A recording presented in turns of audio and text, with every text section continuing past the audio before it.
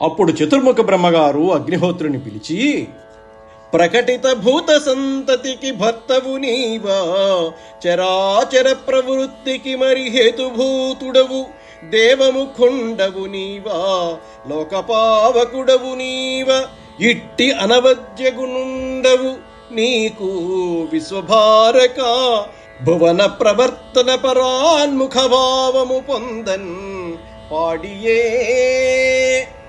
నీవు ఈ భూతసంతతికి అంతటికి భర్తవు, భరించేవాడివి. ఈ వేడి ఉన్నంతసేపే ఈ ప్రాణాలన్నీ ఉంటాయి. లోకంలో ఆ వేడి వల్లనే పదార్థాలు పచనమవుతాయి. లోకాలన్నీ నీ వలనే నిలబడుతున్నాయి. నీవు లోక భర్తవి, లోకాలను పవిత్రం చేసేవాడవు కూడా నీవే. ఇటువంటి ప్రశస్త గుణాల కలవాడివై ఉండి నీకు ప్రపంచాన్ని భరించేవో అగ్ని, లోకాన్ని ప్రవర్తింపచేయటంలో విముఖత్వం పొందటం న్యాయమా? అప్పుడు అగ్నిహోత్రుడు తనకు కలిగిన ఇబ్బందిని బ్రహ్మకి చెప్పాడు.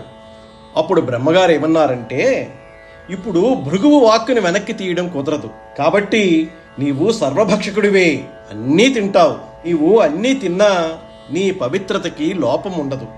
నీవు ఎప్పుడూ పవిత్రుడివే. ఆ మేరకు నేను నీకు వరం ఇస్తున్నాను. అగ్ని శవాన్ని కాలుస్తుంది, యజ్ఞశాలలో అగ్నిదేవతలకు హవిస్సును కూడా పట్టుకెళ్తుంది. ఆ పక్కనే కవ్యాన్ని కూడా పితృదేవతలకు పట్టుకెళుతూ ఉంటుంది. అక్కడే నిత్యాగ్నిహోత్రులు చేసుకునే కార్యకలాపాలు అగ్నిహోత్రంలో జరిగిపోతూ ఉంటాయి. అక్కడే అరణ్యాన్ని కాలుస్తుంటుంది. అక్కడే అగ్నితనలో పడిపోయిన ప్రాణులను కాల్చేస్తుంటుంది. ఎక్కడ ఎన్ని అగ్నిహోత్రంలో పడిపోయి అగ్ని తినేస్తున్నా అగ్నికి మాత్రం అశౌచమన్నదే లేదు. ఏ అపవిత్రత నీకు కలగదు. నీవు నిత్య పవిత్రుడవు, ప్రతి క్షణం పవిత్రంగా ఉంటావు అని బ్రహ్మగారు అగ్నిహోత్రుడికి వరమిచ్చారు. అప్పుడు లోకంలో వ్యవస్థ అంతా పునరుద్ధరింపబడింది.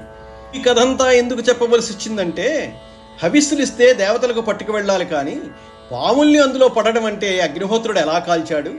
సర్వభక్షకుడివి కమ్మని భృగు శాపముంది, పాములు పడ్డా తినాల్సిందే, అందుకే తిన్నాడయ్యా అని చెప్పడానికి పులోమ వృత్తాంతాన్ని, ఆఖరికి దానివల్ల వచ్చిన శాపాన్ని, ఎందుకు అగ్నిహోత్రుడు సర్వభక్షకుడయ్యాడో, అయినా పవిత్రుడయ్యాడో మహానుభావుడైన సౌతి చెప్పాడు.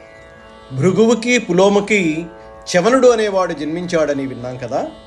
చవనుడు యొక్క కుమారుడు ప్రమతి.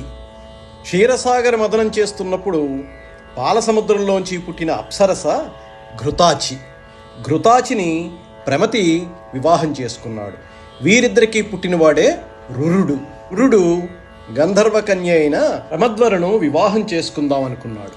ఇలా ఉండగా ఒకరోజు ప్రమద్వర పాము కాటికి గురైంది. గౌతముడు, కణ్ముడు, కౌశికుడు మొదలైన మహర్షులంతా ఆవిడికి సపర్యలు చేశారు. ప్రియురాలి మరణానికి తట్టుకోలేని రురుడు పూలకు పోయి ఈ విధంగా ప్రార్థించాడు. ఓ దేవతలారా, ఓ బ్రాహ్మణ శ్రేష్ఠులారా, నేనే కనుక గొప్ప తపస్సు కలవాడినైతే మీరందరూ నా యందు దయ్యుంచి నా ప్రియురాలి విషాన్ని నిర్వీర్యం చేసి తను నాకు దక్కేటట్లు చెయ్యండి. అంతేకాకుండా నాకు సహాయం చేసిన వారికి నా తపఫలాన్ని, వేదాధ్యయన ఫలాన్ని, దానాల వల్ల కలిగే ఫలాన్ని కూడా దారపోస్తాను అని చెప్పాడు.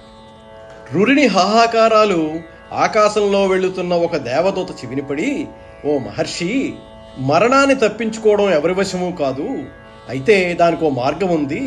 అదేంటంటే నీ ఆయుర్దాయంలో సగం ఈ బాలికివ్వు, బతుకుతుంది అని చెప్పాడు. వెంటనే రురుడు తన ఆయుర్దాయంలో సగం ప్రమద్వరకు ఇచ్చి ఆ తర్వాత ఆవిడ్ని వివాహం చేసుకుని సుఖంగా కాలం గడుపుతున్నాడు.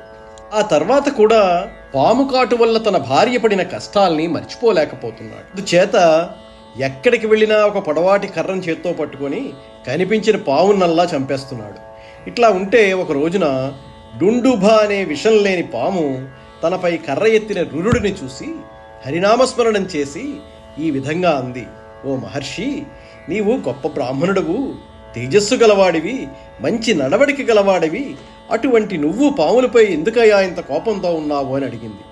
డుండుబ ముని రూపంలోకి మారిపోయింది. ఈ మార్పు చూసిన నురుడు, మునివర్య, ఇప్పటి వరకు పాము రూపంలో కనిపించావు, కన్ను మూసి తెరిచేంతలో ముని రూపంలో కనిపిస్తున్నావు, ఏమిటి విశేషం అని అడిగాడు. అప్పుడు ఆ ముని, నేను సహస్రపాదుడనే మునిశ్రేష్ఠుడిని. ఆ తోటి విద్యార్థి అయిన ఖగముడు అగ్నికార్యం చేసుకుంటున్న సమయంలో ఓ గడ్డిపాముని తన మీద వేసి పరిహాసం చేశాను. తెలుసుకున్న నా స్నేహితుడు నేను విషం లేని పాముగా పుట్టాలని శాపం పెట్టాడు. అప్పుడు విముక్తి కోసం నేను అతన్ని అభ్యర్థిస్తే, ఏనాడైతే భృగువంశంలో పుట్టిన రురుడు దర్శనం అవుతుందో నీకు, కర్ర పట్టుకొని నిన్ను చంపబోతాడో అప్పుడు నువ్వు శాపం నుండి విముక్తుడివవుతావు అని చెప్పాడు. దాని ఫలితమే నేను శాప విముక్తుడినయ్యాను అని చెప్పాడు. ఇక్కడితో శ్రీమదాంధ్ర మహాభారతము ఆదిపర్వంలోని ప్రథమాశ్వాసం సంపూర్ణం.